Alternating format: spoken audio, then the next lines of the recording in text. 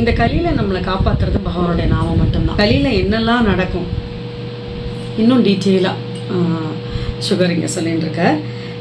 ஸ்ரீசுகவாச்ச திருஷ்வா ஆத்மனி ஜெயே வியக்ரான்னு நிருப்பான் அசதி பூரியம் அஹோ மா விஜிகீஷந்தி மிருத்யோஹோ கிரீடனகா நிருப்பாக. பூமி சொல்கிறாளாம், பூமி சொல்கிறா, இந்த அரசர்கள் எல்லாம் வந்து என்ன போய் வெற்றி பெறணும், என்ன கைப்பற்றி கொள்ளணும்னு நினச்சிட்டு இருக்காங்களே, இவர்களே காலனின் வாயில் விழப்போவர்கள் தானே அப்படின்னு எள்ளி நகையாடுகின்றாளாம் பூமி பிராட்டி.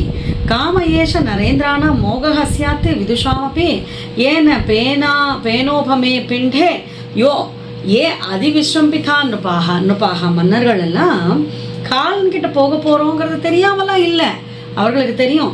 ஆனாலும் தேவையே இல்லாமல் என்னை வெற்றி கொள்ளணும்னு நினைக்கின்றார்களே, என்னதுதான் பூமி, இந்த பூமி என்னுடைய கால் கீழில் இருக்கணும்னு நினச்சிட்டு இருக்கார்களே அப்படின்னு சொல்லி ரொம்ப அழகாக, அதாவது இவர்கள்லாம் எப்படி இருக்கான்னா பேனேன நீர்க்குமிழி, இந்த நுரை வருது இல்லையா, அதே போல தான் அந்த அழகாக பூந்தானம் கூட சொல்லுவார், இந்த தேகமெல்லாம் வந்து அப்படியே பளபளன்னு இருக்க நீர்க்குமிழி மாதிரி தான், சட்டுன்னு அதை உடஞ்சிரும் இல்லையா, அதே போல தானே அப்படின்னு சொல்லி பூமி பிராட்டி சொல்லி கொண்டிருக்கின்றார்களாம். அவர்கள் என்ன நினைக்கின்றார்கள், அதாவது காமம் குரோதம் லோபம் மோகம் மதம் ஆச்சரியம்னு இருக்கு இல்லையா, இதெல்லாம் நம்ம குழிக்குள்ள அடக்கிக்கணும்.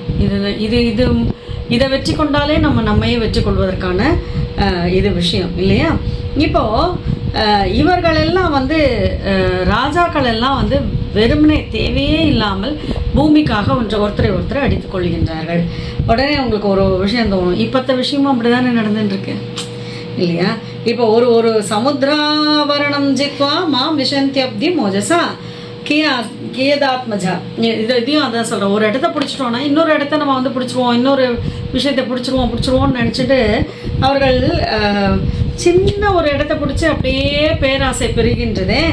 இதெல்லாம் வந்து என்னத்தை காட்டுறதுன்னா அவர்களுக்கு அதை யோசிக்கக்கூடிய அந்த தன்மை இல்லைங்கிறத தான் காட்டுறது இல்லையா. அந்த பேராசை தானே முதல்ல நிற்கிறது.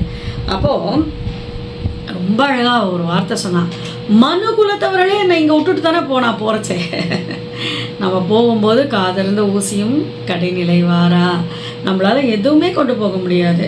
அப்படி இருக்கிறச்சே இதை போய் வந்து என்னை போய் அவனா அழைச்சும் போனால நான் மனுவை போல ஒரு வீரன் இருக்கின்றாரான்னு பூமாதேவி அந்த மாதிரி சொல்கிறாள். அந்த பூமி என்னது இல்லை அப்படின்னு நினச்சிக்கணுமே தவிர தாய் தந்தையும் மகனும் இல்லை அண்ணனும் தம்பியும் அக்காவும் தங்கையுமா என்ன பண்ணுறாங்கன்னா இது என்னதுன்னு சொத்துக்காக சண்டை போட்டு கொள்ளுகின்றார்களே. நல்லா யோசிச்சு பாருங்க, வீட்டுக்கு வீடு வாசப்படி இதுதான் நடந்துட்டுருக்கு.